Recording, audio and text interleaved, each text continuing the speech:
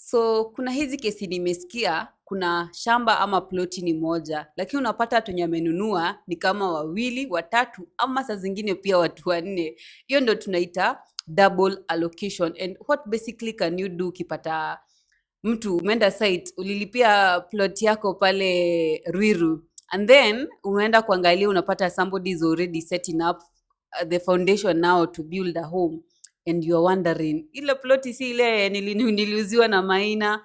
Yeah, so in that case, hiyo kesi hata ikienda kotini, there's a rule yenye inaitwa first in time, first in right. Basically, whoever was the first one to be registered na alifuata all the legal requirements, he or she remains as the legal owner of that property, na hizo titles zingine zote zinakuwa revoked by the government. But now kuna instances where just because you are the first person to own and legally be issued na hiyo title deed, sometimes the second person mwenye aliuziwa wa pili after you now can also own the plot or land. In the case where upon the court now kuangalia hiyo kesi, wapate there are some steps zenye haukufuata, because now they are trying to see who is the rightful owner of the property. Did you do your due diligence? Where is the proof of the title search, proof of payment, hizo agreements, the mutation? Did you even check whether the property ilikuwa registered huko kwa ofisi za lands? If in the case you did not follow any of that, then your title deed is considered null and void and inaenda kwa the second owner.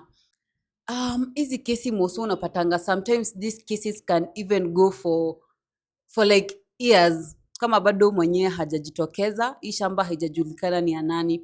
In the case where you had already built your home, you are already living there, and then there are people claiming that they were sold the same property, you can file for conjunction. Conjunction basically is you telling the court, can I please stay here, not evict me, let me stay here until court rule out who is the rightful owner of the property. Because so ukiwa evicted, now you become homeless, you even upon incurring court fees bado unalipa rent, na uko na kesi, uko na shamba ulilipa, so there's a lot of pain all around you. So now in that case, like I said, first in time, first in right, the court will revoke all the titles zenye zinafuata, na mwenye alikuwa wa kwanza kupata everything legally alikuwa amefanya the title search, agreement wameandikiana, wakili yuko, kuna surveyor alikuwa amepeleka, kuna proof of payment, yani they met all the legal requirements for the transaction, then your shamba inabaki kuwa yake. And remember, if the second person now from this transaction, kama pia yeye alikuwa amefuata mikakati yote, and maybe there was fraud huko kwa the land registry office, there is something that we call the bona fide law. In this case, now the second person anaweza kuwa protected by the court, because sasa hii kesi si yeye hakufuatilia mikakati yote ya kununua shamba. Unapata yeye alifuata everything, but ukora ilikuwa beyond how they could have known, like huko ndani kwa the land registry office. Now the court can actually issue you now the refund of your money, but the bona fide law is very very strict. You cannot issue it tomorrow alafu ELC haiwezi. ELC is now the Environment and Lands Court, that is the court where kesi kama hizi zinasikizwa huko. You cannot issue a complaint kwa ELC and then tomorrow you are getting refunded or your rights are being protected. Does not happen like that. You also have to provide ISO, the correspondences, the proof of payment. Did you do your due diligence proof? Now that also includes now kuongea na neighbors, chief, the green card search, which is the most important thing. In fact, maybe some of this might even have been avoided if you did even as little as doing the green card search.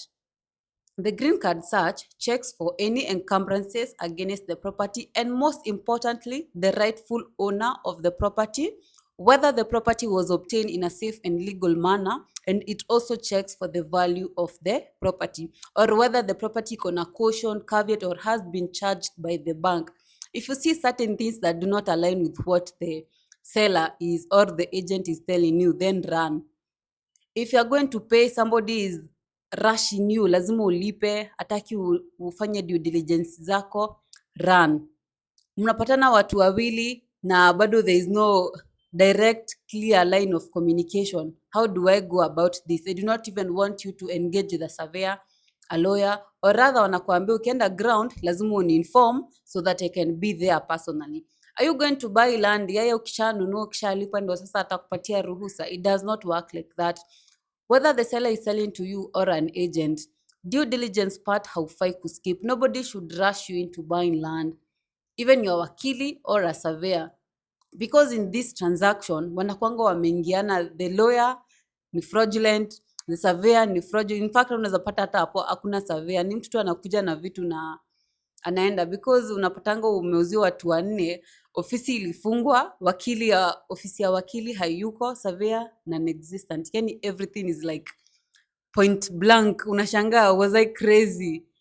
It does happen, but then again, if you're very careful, you do your own due diligence without trusting word of mouth. In fact, kwa land transaction, the worst thing you can do is trust word of mouth. Ati mtu anakuambia hii shamba ni yangu, hakuna even any, auoni hata red flags kwa title, sema title hata haingiani na kinyamonya anasema, and yet you proceed blindly. The court will literally do nothing about it. Watakuambia we asante sana kwa kusaidia jamii.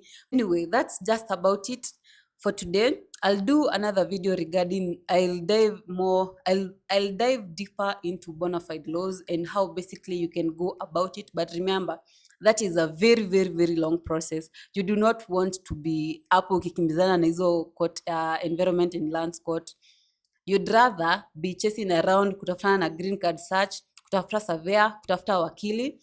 And if you are buying land from an agent or an individual seller, please make sure that at the very least use your own individual wakili or your own individual surveyor. That way, in any case yenye hawa watu walikuwa na kuosha, your wakili mwenye umemtafuta huko nje atajua, atakwambia this is not right, unless pia yeye ni mtu mwenye hayuko straight hivi na anataka pesa ya haraka. Huku nje nowadays people really love pesa ya haraka. So yeah, that's just about it.